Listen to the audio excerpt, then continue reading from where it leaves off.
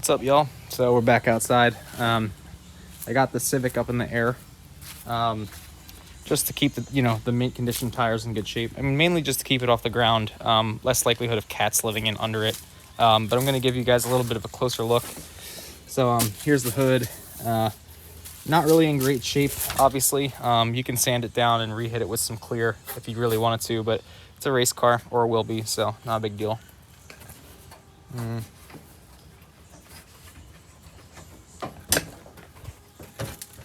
There's the beautiful motor.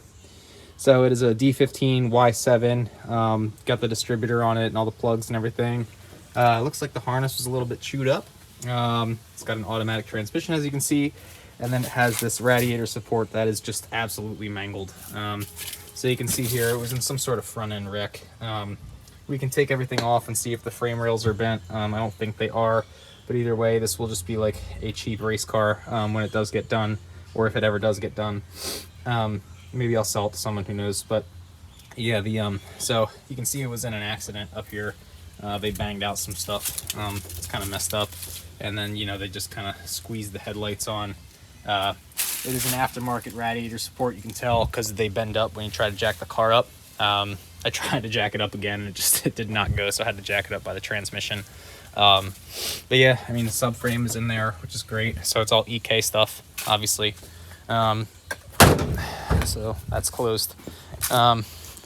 Looks like it has some lowering springs on it. I'm not sure what they are, but those are definitely not OEM, which is interesting because it's really not that low. But overall, you can see it's not too rusty. It's not too bad.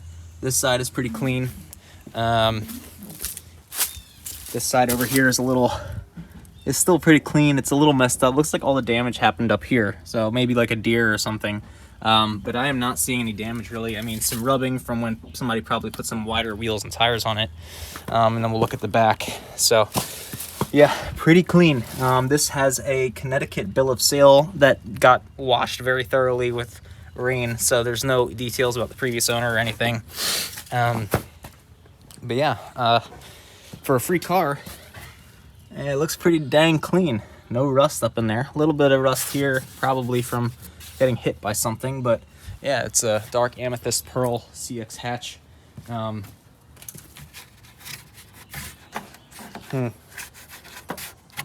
won't open, but you can see it doesn't even have the windshield wiper thing in the rear, which is apparently rare. I didn't really know anything about these cars until a friend came by. Interior has pretty much the full interior.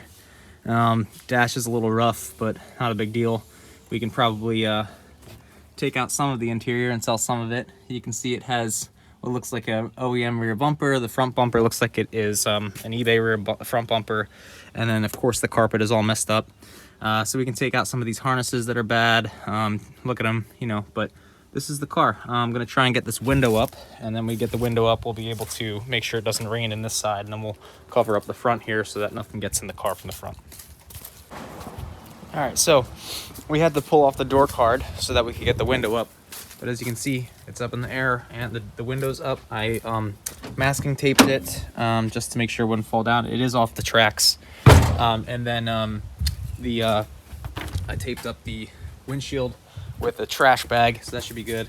Got some yard work done. I had to mulch some leaves, and then I'm going to cover this generator back up. But yeah, we are also setting ride height. Well, we already set ride height. We are now doing an alignment on the race car. So the rear camber is where I want it at 3 degrees in the rear. This front is a little too aggressive. I think the knuckle is bent, but it is as little a camber as I can get into it. So I think I'm going to leave it where it's at, even though it's like I'm measuring like 4 degrees on that, and I'm measuring like 3.5 on the phone. So give or take, it's probably too much, and the knuckle's probably bent, but it's as good as it's gonna get. Then I'm gonna set this. The camera will be set there, and then we'll string it up on tow, and should be good. I am recording it on that camera. I will be making a video on it, but yeah. And then also while I was out here, this K20A3 that Dylan Dewson gave me, I got it on a dolly, so it is rolling around. This is a 220 volt compressor that I got from my friend Jay. JR Truck Diagnostics, thank you Jay, he donated it to the program. I have to wire up 220 volt to this box, which is fished to my basement, and then I'll be able to run this compressor. I will probably be building an enclosure either here or on the other side of the house, and that will allow me to run the compressor outside of the garage, run air lines, and I should be good. But yeah, this car is impressively clean. You know, it even came with a battery. Thank you, Garage Heroes in Training. And I'm thinking of making it a volunteer car.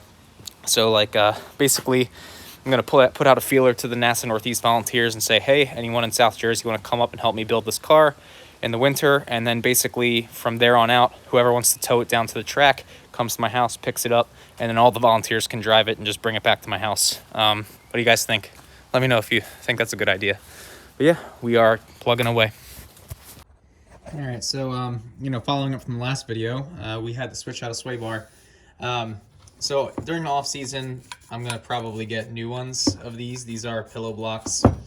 It's a some sort of plastic, hard plastic, spherical pillow ball kind of thing inside of a pillow block, and it's pretty loose. So yeah, in the off season, I would like to get like a needle bearing one, or something a little bit more precise. The application might not be great though, because it is under the car. It does see a lot of dirt, so maybe I'll just refreshen these up and, you know, continue to run them. But you can see they're pretty dirty, pretty gnarly. So, you know, this faces out. It's got a little arrow. This also faces out. It's got a little arrow. Sorry, I'm pulling this off. Yeah. It's dirty, so.